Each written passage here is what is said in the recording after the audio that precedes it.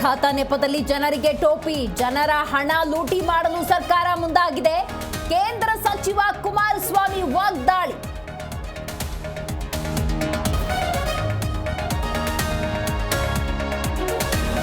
ಎಂಪಿಯಾಗಿ ₹1 ಅನುದಾನ ತಂದಿಲ್ಲ. ಸಂಸದ ತೇಜಸ್ವಿ ಸೂರ್ಯ ಖಾಲಿ ಟ್ರಂಕ್. ಡಿಸಿಎಂ ಡಿಕೆ ಶಿವಕುಮಾರ್ ವಾಗ್ದಾಳಿ.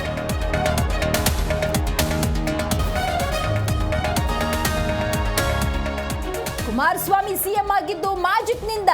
ಜೆಡಿಎಸ್ ಪಕ್ಷ ಇನ್ನೆಂದೂ ಅಧಿಕಾರಕ್ಕೆ ಬರುವುದಿಲ್ಲ. ಎಚ್ಡಿಕೆ ವಿರುದ್ಧ ಶಿವರಾಮೇಗೌಡ ಆಕ್ರೋಶ.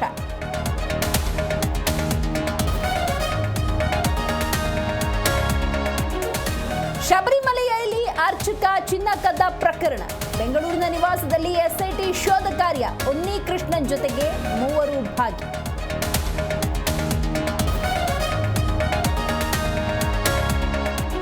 ಭಾರತಕ್ಕೆ 237 ರನ್ ಟಾರ್ಗೆಟ್. ಹರ್ಷಿತ್ ರಾಣಾ ಬೆಂಕಿ ಬೌಲಿಂಗ್ಗೆ ಆಸೀಸ್ ತತ್ತರ. 3ನೇ ಪಂದ್ಯದಲ್ಲಿ ಗೆಲುವಿನ ನಿರೀಕ್ಷೆಯಲ್ಲಿ ಟೀಂ ಇಂಡಿಯಾ.